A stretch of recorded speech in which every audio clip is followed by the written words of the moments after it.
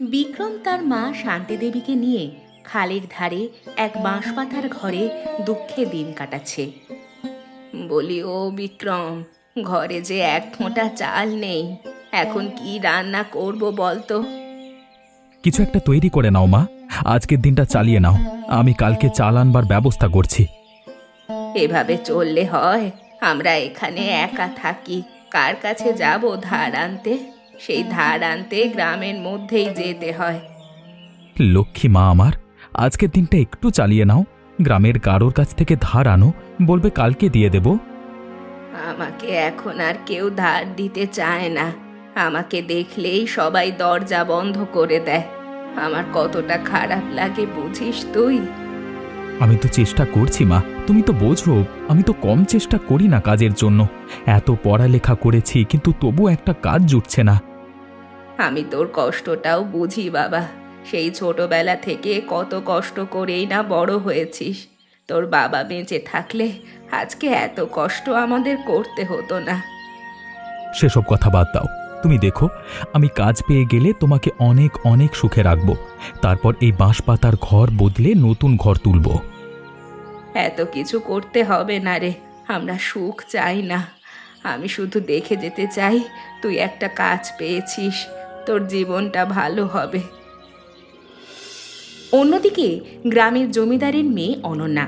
অনন্যা স্বভাবে চটপটে, এক জায়গায় সে স্থির হয়ে থাকতেই পারে না। আর এই যে, আপনি নৌকা চালাতে জানেন তো? এইভাবে তো নৌকা চালানো যায় না, যে কোনো সময় নৌকা উল্টে যেতে পারে। আপনি আমাকে শেখাচ্ছেন? আমি খুব ভালোভাবে নৌকা চালাতে পারি। কতটা পথ আমি নৌকা চালিয়ে এসেছি জানেন? তা তো নদী শান্ত ছিল বলে। নদীর অবস্থা দেখেছেন? ধীরে ধীরে নদীর অবস্থা খারাপ হচ্ছে। নৌকা যদি একবার চালানো শেখা যায় তাহলে নদী শান্ত থাকুক আর অশান্ত থাকুক, তাতে কোনো সমস্যা হয় না। দেখুন, আমি কিন্তু আপনাকে সতর্ক করে দিলাম। এরপরে কিছু হয়ে গেলে আমার আবার দোষ দেবেন না যেন। আপনার দোষ দেব কেন? আপনাকে আমি চিনি নাকি? আর এই নৌকাটা এভাবে তুলছে কেন? বাঁচাও, বাঁচাও, আমাকে কেউ বাঁচাও, আমাকে জল থেকে তোলো, আমি সাঁতার জানি না। কি হলো? আমি বলেছিলাম না নৌকা উল্টে যাবে? হলো তো আমার কথা। বেশ তো বাহাদুরি দেখাতে এসেছিলেন, এবার কেমন হলো? আপনি এখনো ওখানে দাঁড়িয়ে দাঁড়িয়ে কথা বলছেন? আগে আমাকে বাঁচান, আমি আমি সাঁতার জানি না। বেশি পাকামি করতে গেলে এমনই হয়, বুঝলেন তো? এবার আর কখনো পাকামি করবেন না। এরপর বিক্রম এবং অনন্যার মধ্যে প্রেমের সম্পর্ক শুরু হয়। অনন্যা মাঝে মধ্যে বিক্রমের সঙ্গে দেখা করতে খালের পাড়ে আসতে থাকে। অনন্যা, তোমার বাবা আমাদের এই সম্পর্ক মেনে নেবে তো? আমার তো খুব ভয় হয়। আমি নিশ্চিত তোমার বাবা এই সম্পর্ক কখনোই মেনে নেবে না। সেটা আমিও জানি। আমার বাবা খুব অহংকারী মানুষ। সেখানে তোমার মতো একজন বেকারের হাতে আমাকে কখনোই তুলে দেবে না। তাহলে তাহলে আমাদের এই প্রেমের পরিণতি কি হবে? তোমাকে ভুলে যেতে হবে? না না, এমন অলক্ষণে কথা বলো না। আমি তোমাকে ছাড়া থাকতে পারবোই না, কখনোই ভুলে যেতে পারবো না তোমায়। তাহলে তোমার বাবাকে কিভাবে মানিয়ে নেব আমরা? আমার অবস্থা তো দেখতেই পাচ্ছ। আমার অবস্থা কখনো ভালো হবে বলে মনে হয় না। তোমার অবস্থা যেমনই থাকুক না কেন, আমি তোমার পাশে সব সময় আছি। দেখবে, যদি আমার বাবা রাজি না হয় তাহলে আমি তোমার সাথে পালিয়ে আসব। কি বলছো তুমি? তুমি ওই বড় বাড়ি রাজপ্রাসাদ ছেড়ে আমাদের এই বাঁশপাতার ঘরে এসে থাকবে? কেন থাকবো না? আমি তো তোমাকে ভালোবাসি। তুমি যেখানে রাখবে আমি সেখানেই সুখে স্বাচ্ছন্দ্যে থাকতে পারবো। না না, আমি তোমার জীবনটাকে এভাবে নষ্ট করে দিতে পারি না। তোমার ভবিষ্যৎ সুন্দর হবে। আমার কাছে থাকলে তোমার ভবিষ্যৎ সুন্দর হবে না। যে সুন্দর ভবিষ্যতে তুমি থাকবে না, সেই ভবিষ্যৎ সুন্দর হতেই পারে না। আর সেই সুন্দর ভবিষ্যতও আমি চাই না। তাহলে? তাহলে আর কিচ্ছু নয়। বাবাকে একবার বলবো, যদি মেনে না নেয় তাহলে আমি তোমার কাছে পালিয়ে আসবো। শুনেছ ভাবি, ওই বিক্রমের কত বড় সাহস! একটা সামান্য বেকার ছেলে হয়ে রাজকুমারীর দিকে হাত বাড়িয়েছে। রাজকুমারী আবার কে?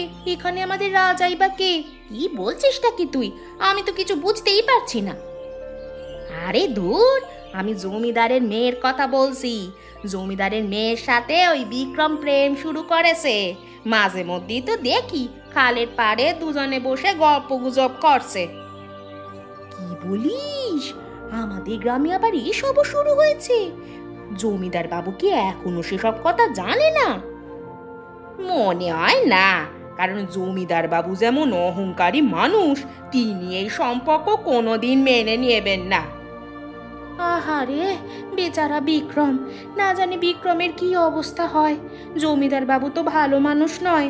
এসব কথা যদি জমিদার বাবুর কানে যায়, তাহলে বিক্রমকে জমিদার বাবু মেরেই ফেলবে। বিক্রমের এমন অবস্থা হতে আর বেশি দেরি নেই বলে মনে হয়, কারণ আজকালের মধ্যেই দেখবি জমিদার বাবু সমস্ত কথাই জেনে গেছেন। যা হবে ভালোই হবে। বিক্রমের উচিত হয়নি জমিদার বাবুর মেয়ের সাথে প্রেম করার, কারণ বিক্রম ভালোভাবেই জানে চাঁদের দিকে হাত বাড়ালে হয় না। শুধু চাঁদের দিকে হাত বাড়ায়নি রে, সেরা কাঁথায় শুয়ে লাখ টাকার স্বপ্ন দেখেছে। ভালোই দান মেরেছে। জমিদার বাবু একবার যদি মেনে নেয়, তাহলে সমস্ত রাজত্ব বিক্রমের। বাদ দে, আমাদের আর কি করার? আমরা শুধু তাকিয়ে তাকিয়ে ঘটনাগুলো দেখতে পারবো। শুনেছ শুনেছ তোমার আদরের মেয়ে কি করেছে? বেশ তো বলতে, শাসন করো না, শাসন করো না। শাসন না করবার বলে এখন কি হয়েছে দেখো। আহা, তুমি এমন করছো কেন? জীবনটা হলো অনন্যার নিজের। অনন্যা নিজে বুঝবে তার কাকে ভালো লেগেছে, কাকে ভালো লাগেনি। তাই বলে ওই সামান্য বেকার ছেলেটাকে পছন্দ করবে, যার কোনো বাড়ি ঘর নেই, বংশ পরিচয় নেই, খালের ধারে বাঁশ পাতা দিয়ে একটা ঘর তৈরি করে থাকে? এখন তোমার মেয়ে যদি সেখানে গিয়ে শান্তি পায়, তাহলে তো তুমি কিছু করতে পারবে না। কে বলেছে করতে পারবো না? আমি আমার মেয়েকে কোনোভাবেই ওই গরিব ঘরে যেতে দেব না। আমার মেয়ের কষ্ট হবে। আর ওই ছেলের সাথে যদি বিয়ে না দাও, তাহলে তোমার মেয়েটা যে কষ্ট পাবে। সেই কষ্ট থাকবে কয়েকদিনের, কিন্তু গরিব ঘরে বিয়ে হলে সেই কষ্ট থাকে সারা জীবনের। তাহলে এখন কি করবে? মেয়েটাকে কিভাবে বোঝাবে? মেয়ে কিন্তু তোমার কথা একদমই শুনবে না। সেটা আমি ভালোভাবেই জানি। আমি ভেবেছি ওর বিয়ে দিয়ে দেব। পাশের গ্রামের জমিদার ছেলের সাথে ওর বিয়ে ঠিক করেছি আমি। এই যে এত সহজে বিয়ে ঠিক করে ফেলেছো, ওকে রাজি করানো কিন্তু এত সহজ বিষয় হবে না। তুমি নিজেই ওর সাথে কথা বলে দেখো।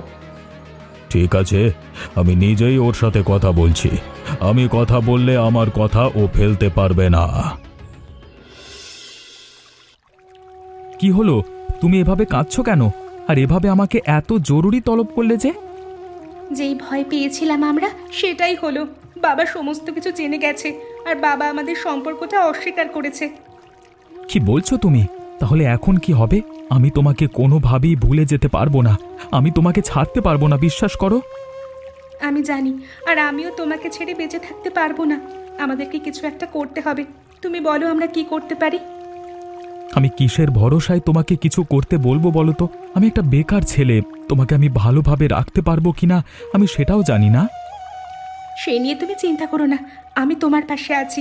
ভবিষ্যতে তুমি নিশ্চয়ই কিছু একটা করতে পারবে। কিন্তু এখন তুমি আমাকে বলো, আমি কি করব? আমাদের হাতে শুধু একটা উপায় বেঁচে আছে। আমাদেরকে পালিয়ে যেতে হবে। তুমি কি আমার হাত ধরে পালাতে পারবে? পারবো না কেন? অবশ্যই পারবো। আমি তো তোমার এই অনুমতির অপেক্ষাতেই ছিলাম। বলো, কবে পালাবে? যদি পালাতে চাও তাহলে আজকে রাতেই পালাবো আমরা। বেশি দেরি করা যাবে না। আমি বেশি দেরি করতে চাই না, তাহলে বাবা আমার অন্য জায়গায় বিয়ে দিয়ে দেবে। আমি আজ রাতেই পালিয়ে আসবো। কিন্তু তোমার বাবা যদি আমাদেরকে ধরবার জন্য লোক পাঠায়? সে নিয়ে তুমি কোনো চিন্তা করো না, আমি তোমার পাশে আছি। আমার জীবন যতদিন আছে, তোমার গায়ে একটা আঁচড়ও লাগবে আমি দেব না। বেশ, তাহলে আজকে রাতে এখানেই আমরা দেখা করব, কেমন? তুমি চলে এসো, আমি তোমার জন্য অপেক্ষা করব। ঠিক আছে, তাহলে এখন আমি যাই। অনন্যা এবং বিক্রম দুজনে পালিয়ে গিয়ে বিয়ে করে বিক্রমের বাঁশপাতার ঘরে এসে উপস্থিত হয়। বিক্রম, এটা তুই কি করেছিস? আমাকে না জানিয়ে তুই একা একা বিয়ে করে বউ নিয়ে ঘরে এসেছিস? মা, আমি অনন্যাকে খুব ভালোবাসি। তুমি ওকে মেনে নাও, অমত করো না মা। তুই এটা ভাবলি কিভাবে যে আমি একজন জমিদারের মেয়েকে মেনে নেব? আমি কোনোদিন এই বিয়ে মেনে নেব না। তুই তুই এই মেয়েকে ফিরিয়ে দিয়ে আয়। এটা সম্ভব নয় মা, আমরা তো বিয়ে করে ফেলেছি। এটা তুই কেন করলি? তুই জানিস না এই বিয়ে কোনোদিন ওই জমিদার মেনে নেবেন না। আর তাছাড়া আমাদের এই অভাবের ঘরে এই মেয়ে থাকবে কিভাবে? ও থাকতে পারবে না, আমরা দুজন দুজনকে ভালোবাসি। এবার থেকে আমি আরো ভালোভাবে কাজ করবার চেষ্টা করব। তোর যা খুশি তাই কর। আমাকে না জানিয়ে যখন বিয়ে করে নিয়ে আসতে পেরেছিস, তখন আমার মতামতের আর কোনো প্রয়োজন আছে নাকি তোর কাছে? মা, আমি তো ভেবেছিলাম তুমি এই বিয়ে মেনে নেবে। এটা তুই মিছে মিছে ভাবতে গেলি কেন? আমার এক কথা, আমি এই বিয়ে কোনো দিন মেনে নেব না। তোর যা খুশি তাই কর। আগে খাবারটা শেষ করো, তারপর রান্নার কাজ করা যাবে। না মা, বিক্রম তো কাজ খুঁজতে গেছে, চলে এসেই তো আবার খাবার চাইবে। আমি বরং খেতে খেতেই রান্নাটা শেষ করে ফেলি। এইসব তোমার অভ্যেস আছে নাকি? এমনিতেও এই বাড়িতে মাটির চুলোতে রান্না করতে পারছো না, আবার এদিকে পেঁয়াজ মরিচ দিয়ে ভাত খাচ্ছ। বলি, তরকারি ছিল না? না মা, সকালে আপনাকে খাবার দেবার পর আপনার ছেলে দুবার খাবার খেয়েছে, তাই যতটুকু তরকারি ছিল ওকেই দিয়ে দিয়েছি। আমি বুঝতে পারছি না তুমি এই বাড়িতে থেকে কেন এত কষ্ট করছো। তোমার বাবা জমিদার, চলে যাও না মা। আমি যখন একবার এই বাড়িতে এসেছি, আমি আর কোনোদিন এই বাড়ি ছেড়ে যাব না। এটাই এখন আমার শেষ ঠিকানা। আমি যত ভাবি তোমাকে মেনে নেব না, তত তুমি আমাকে মুগ্ধ করে দাও। তোমাকে মেনে না নিয়েও থাকতে পারি না। আমি জানি আমাকে আপনি কোনোদিন মেনে নেবেন না, আমাকে আপনার পছন্দ নয়। তবে আপনি যেমন মানুষ ভাবছেন, আমি তেমন মানুষ নই। কে বলেছে তোমাকে আমি মেনে নেব না? তোমাকে তো আমি মেনেই নিয়েছি। শুধুমাত্র এই কটা দিন তোমাকে একটু পরীক্ষা করলাম। কি বলছেন মা? তাহলে কি আপনি আমাকে মেনে নিয়েছেন? অবশ্যই তোমাকে আমি মেনে নিয়েছি। তোমাকে আমি আশীর্বাদ করি, এই সংসার তুমি ভরিয়ে রেখো। অনন্যা, অনন্যা, কোথায় গেলি তুই? আমি তোকে নিতে এসেছি। এই ঘরে তোকে থাকতে হবে না, চলে আয় তুই আমার সাথে।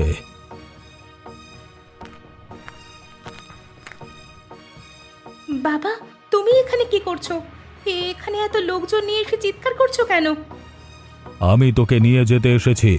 তুই চল মা, এই গরিব ঘরে তোকে আর থাকতে হবে না। আমি তোর সব ভুল মাফ করে দিয়েছি।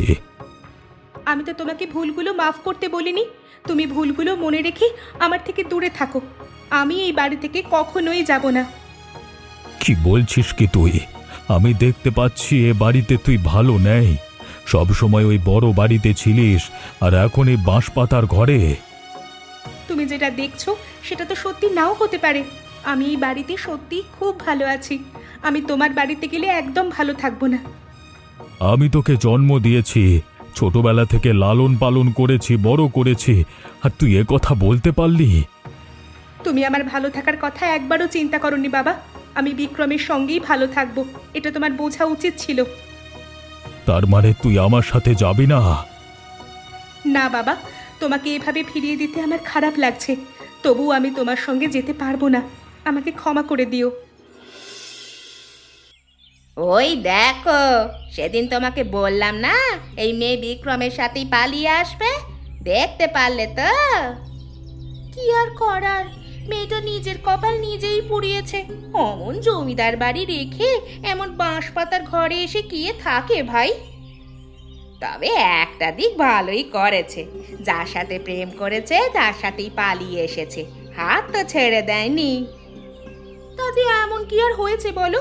একসাথে ওই গরিব ঘরে না থেকে আলাদা হয়ে বড়লোক ঘরে থাকা অনেক ভালো। অভাব যখন ঘরে আসে না, তখন ভালোবাসা দরজা দিয়ে পালিয়ে যায়। আমার কিন্তু তেমনটা মনে হয় না। মেয়েটাকে দেখে যথেষ্ট ভালো মনেরই মনে হচ্ছে। কত বড় ঘর থেকে এসে এখানে পড়ে আছে, আর কত ভালোভাবে কাজ করছে দেখো। এখন তো মেয়েটা কিছুই বুঝতে পারছে না, এখন তো ভালোবাসার মধ্যে আছে কি না। কয়েকটা দিন যাক না, তারপর হাড়ে হাড়ে টের পাবে। ও ও যদি আবার ওই জমিদার বাড়িতেই ফেরত না যায় তাহলে আমার নাম তুমি বদলে রেখো। শুনলাম মহেন্দ্রবাবু নাকি মেয়েটাকে নিতে এসেছিল, মেয়েটা তাকে ফিরিয়ে দিয়েছে। যদি যাওয়ার হতো তাহলে এখনই বাবার সাথে চলে যেত। যখন যাওয়ার সময় হবে তখন দেখবে আমরা কিছু জানতেও পারিনি, এর আগে থেকেই চলে গেছে মেয়েটা। গেলে যাক, আমাদের আর কি, আমরা শুধু কাহিনীগুলো দেখছি। ঠিক বলেছো ভাই, আমাদের তো কিছুই যায় আসে না। যাই হোক, চলো, অনেক সময় হয়ে গেছে। কি গো, তোমার এত আসতে দেরি হলো কেন? দেরি করব না মানে? আমি কি বাইরে হাওয়া খেতে যাই নাকি নাকি আড্ডা দিতে যাই? আমি কাজ করি আর অন্য কাজ খুঁজি। এতে তো রেগে যাওয়ার কি আছে? আমার সাথে তুমি এভাবে কথা বলছো কেন? আমি তো স্বাভাবিক একটা প্রশ্ন করলাম। কিসের স্বাভাবিক প্রশ্ন করলে? ঘরে ঢুকতে না ঢুকতে চাওয়া শুরু করে দিয়েছো। আমি কৈফিয়ত দেওয়ার জন্য বসে আছি নাকি? তুমি আমার সাথে এভাবে কথা বলছো, আমি বুঝতে পারছি না তুমি এমন বদলে যাচ্ছ কেন। বদলে যাব না কেন? যেখানে একটা কাজ করবার কথা তোমাকে ভালো রাখবার জন্য, সেখানে আমার আরও 5টা কাজ খুঁজতে হচ্ছে। আমি তো তোমাকে বলিনি আরো 5টা কাজ করতে। তুমি একটা কাজ করলেও আমি খুশি, তুমি কাজ না করলেও আমি খুশি। ভালোই বলেছ। তারপর গ্রামের লোকজন আমাকে নিয়ে নিন্দে করুক। এমনিতেও গ্রামের লোকজন আমাকে কথা শোনাতে ছাড়ে না, তোমাকে বিয়ে করেছি বলে। এখন গ্রামের লোক তোমাকে নিয়ে নিন্দে করছে, সেটাও কি আমার দোষ নাকি? আমি কি তাদের গিয়ে বলেছি তোমার নামে নিন্দে করতে? তোমাকে বিয়ে করবার জন্যই তো এমন হয়েছে। কেন যে গরিব হয়ে জমিদার ঘরে বিয়ে করতে গেলাম কে জানে। তাহলে তুমি কি বলছো? আমি কি আমার বাবার বাড়িতে চলে যাব? তোমার সাথে আর ঘর সংসার করব না আমি? তুমি কি সেটাই চাও? আমি তো বলিনি আমি সেটা চাই। মেয়ে মানুষের একটাই দোষ, সবকিছু বেশি বেশি বোঝে, জীবনটাই নষ্ট। কয়েকদিন পর এক সন্ধ্যায় প্রচণ্ড ঝড় শুরু হয়। ঝড়ে বিক্রমের বাঁশপাতার ঘর ভেঙে যেতে শুরু করে। ওরে বিক্রম, আমাদের ঘরটা বুঝি এখন খালের ভেতরে চলেই যাবে রে। কি করব, কোথায় আশ্রয় নেব? আমার বড্ড ভয় করছে, যদি আমাদের কিছু হয়ে যায়। বিক্রম, বিক্রম, তুই একটা কাজ কর, অনন্যাকে কোনোভাবে ও বাবার বাড়িতে দিয়ে আয়। আমাদের সাথে এখানে থাকলে ওর যে বিপদ হয়ে যাবে। কি বলছেন আপনি মা? না না, আমি আপনাদের এই অবস্থায় ছেড়ে বাবার বাড়িতে চলে যাব? আপনি কি পাগল হয়ে গেছেন? মা ঠিক কথাই বলেছে, তোমার এখান থেকে যাওয়া উচিত। এখানে থাকলে তোমার বিপদ হয়ে যাবে। আর তোমরা তোমরা বিপদের মুখে থেকে বিপদের সাথে মোকাবিলা করবে নাকি? আমাদের তো মোকাবিলা করতেই হবে, তাছাড়া আমাদের এমন অভ্যেস আছে। তোমার তো অভ্যেস নেই। আমি তোমাকে দিয়ে আসছি, চলো। বললাম তো আমি যাব না, আমাকে জোর করো না। আমি এই বাড়ির একজন সদস্য। এই বাড়ির যা কিছুই হয়ে যাক না কেন, আমি এই বাড়ি ছেড়ে একটা পাও বাইরে দেব না। বিক্রম রে, তুই ওর কথা শুনিস না বাপ। তুই যা, ওকে জোর করে হলেও ওই বাড়িতে ফিরিয়ে দিয়ে আয়। যদি আমরা বেঁচে থাকি তাহলে আমাদের সাথে আবার দেখা হবে। থামো, তুমি কোথায় নিয়ে যাচ্ছ আমাকে? আমি বারবার করে বলছি ওই বাড়িতে আমি ফিরে যাব না। দেখো, এমন জেদ করো না। যদি তোমার কিছু হয়ে যায় আমি তোমার বাবাকে কি জবাব দেব বলো তো? আমার বাবাকে কোনো জবাব দেওয়ার প্রয়োজন নেই। তুমি যদি বেঁচে থাকো তাহলে আমিও বেঁচে থাকবো, আর তোমাদের কিছু হয়ে গেলে আমারও কিছু হয়ে যাবে। না না, হতে দিতে পারি না। তোমাকে আমি বিয়ে করে আমার বাড়িতে নিয়ে এসেছি, কিন্তু তুমি তোমার বাবার একমাত্র মেয়ে। তাতে কি হয়েছে? আমিও তো তোমার একমাত্র বউ। দেখো, আমি যদি এবার ওই বাড়িতে ফিরে যাই, বাবা কোনো দিন আমাকে ফিরিয়ে দেবেন না। তাতে আমার কোনো আফসোস নেই। তুমি বেঁচে থাকবে, এটাই তো অনেক কিছু। আমরা চাই না তোমার কোনো বিপদ হোক, আমরা এটা মানতে পারবো না। এবার কিন্তু বেশি বেশি হয়ে যাচ্ছে। তুমি আমাকে এইভাবে জোর করে দিয়ে আসতে পারো না। এভাবে জেদ করো না, আমার কথাটা একটু মানবার চেষ্টা করো। আমি তোমার কোনো কথা শুনবো না এবং মানবো না। গেলাম আমি। অবশেষে মহেন্দ্রবাবু বুঝতে পারেন অনন্যা এই বাঁশপাতার ঘরেই সুখে আছে। তাই তিনি নিজের ভুল বুঝতে পেরে অনন্যার কাছে ক্ষমা চাইতে চলে আসেন। বাবা, তোমরা এখানে দুজনে?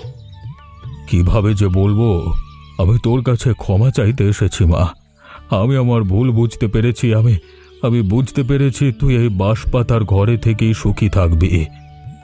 কি বলছো বাবা তুমি?